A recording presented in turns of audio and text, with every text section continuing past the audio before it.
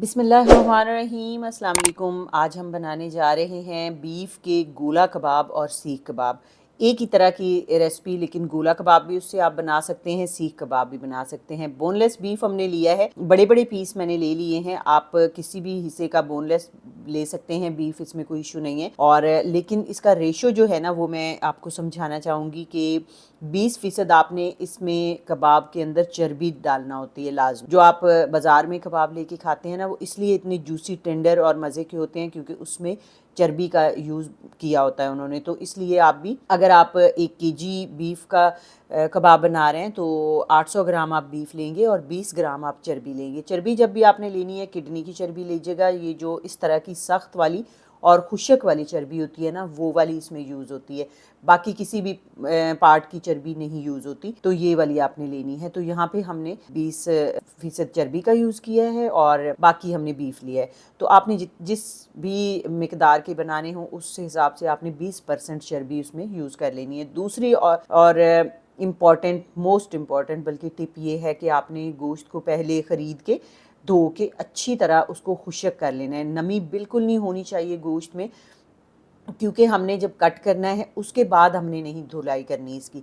तो पहले से आपने वॉश कर लेना है बहुत अच्छी तरह, ताकि इसका हमें दोबारा ना धोने की ज़रूरत पड़े।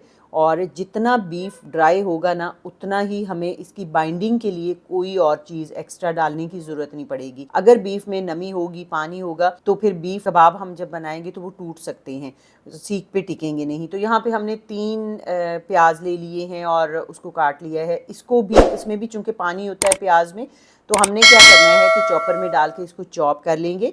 अगर आपके पास चॉपर मशीन नहीं हो तो आप इसको सिलबट्टे में भी ये वाला प्रोसीजर कर सकते हैं।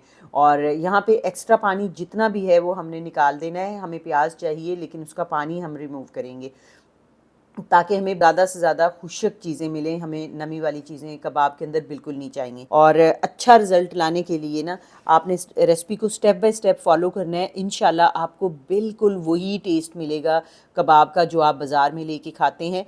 इंशाल्लाह उसी तरह के जूसी, टेंडर और मज़ेदार आपको सीख कबाब और गोला कबाब मिलेंगे। और यहाँ पे हमने इसको छोटे पीस काट लेने हैं, क्योंकि हमने चॉपर मशीन में डाल के इसको बनाना है कबाब का मटेरियल। तो मशीन में बहुत बड़ा पीस तो हम डालें तो वो ख़राब हो जाती है। इसका ध्यान आप लोग भी ज़रूर रखिएगा। यहाँ पे छोटे छोटे हमने पीस बना लिए हैं और उनको हम मशीन में डाल देंगे। 2-3 पोर्शन में हम इसको कीमा इसका करेंगे। और एक पोर्शन में हमने पहले बीफ डाल दिया है और साथ में हमने डाल दिया है चर्बी। और इसको हम कर लेंगे चॉप। आप अगर कीमा मशीन में ये वाला बना रहे हैं ना, तो फिर 2 से 3 बार मशीन से निकलवा लीजिएगा। और चॉपर में हमने इसको बहुत अच्छी तरह फ़ाइन पेस्ट बना लिया है, आपको नज़र आ रहा होगा। और दूसरा, उसके बाद हमने जो प्याज निचोड़ के पानी ड्राई वाली ली थी, वो भी इसमें शामिल कर दी और फिर से हमने इसको एक दफ़ा चला दिया है। अब इस मटेरियल को हम निकाल लेंगे और बाकी का जो रह गया है उसमें हमने मसाले शामिल कर देने हैं। बाकी के बीफ में यहाँ लहसुन का पेस्ट 1 टेबल स्पून, अदरक का पेस्ट 1 टेबल स्पून और सब्ज़ मिर्चें 3 से 4 अदद, वो हमने वो भी पाउडर बना लिया, सॉरी पेस्ट बना लिया है। नमक हमने डाल दिया है 1 टीस्पून, हल्दी पाउडर 1/2 टीस्पून डाला है और चिली फ्लेक्स कुटी हुई लाल मिर्च 1.5 टीस्पून डाली है। और 2 टेबलस्पून हीप डाला है हमने खुशक धनिया का पाउडर। और यहाँ पे मिक्स गरम मसाला 1/2 टीस्पून, सफ़ेद ज़ीरे का पाउडर डाला है हमने 1 टीस्पून।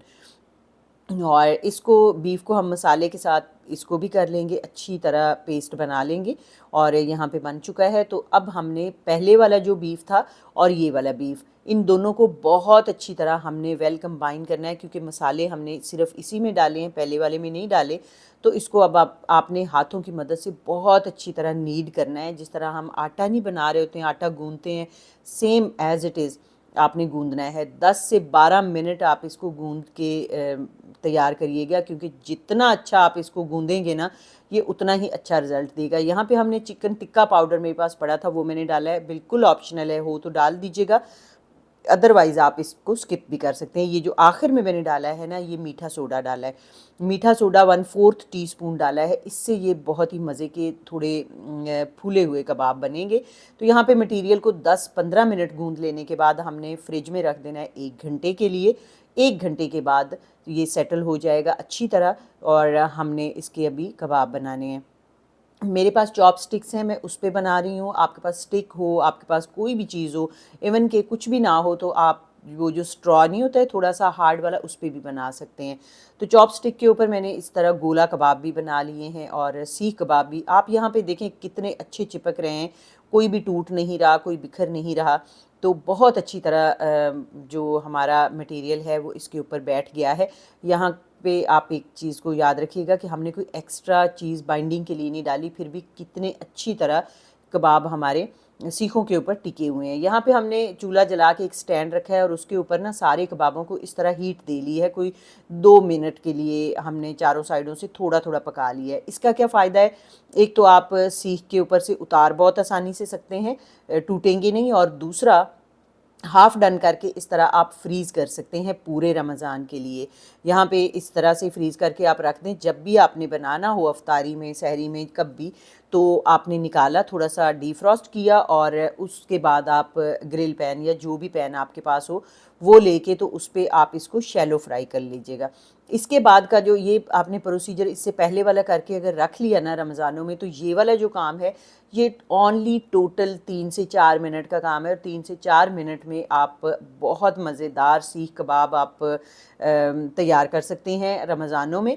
और गोला कबाब भी इसी तरह से आप बना सकते हैं। तो गोला कबाब की जो हांडी बनती है ना, वो भी मैंने डाली हुई है, बहुत मज़ेदार बनती है, उसको भी ज़रूर चेक करिएगा। चारों साइडों से अच्छा कलर आ जाने के बाद हमने इसको उतार लेना है। ओवर कुक नहीं करना, अगर ओवर कुक कर देंगे ना तो कबाब सख्त हो जाएंगे, इसलिए आपने इसको बस दरमियानी कुकिंग इसकी रखनी है। जब सही आपको लगे कि का कलर चेंज हो गया है और ये पानी ड्राई हो गया तो आप इसको उतार लीजिएगा। यहाँ पे देखें कितनी आला लुक आई है। और आपको अच्छी लगे तो रेसिपी को लाइक कर दीजिएगा, शेयर कर दीजिएगा अपने फ्रेंड्स और फैमिली के साथ, और दुआ में याद रखिएगा। अल्लाह हाफिज़।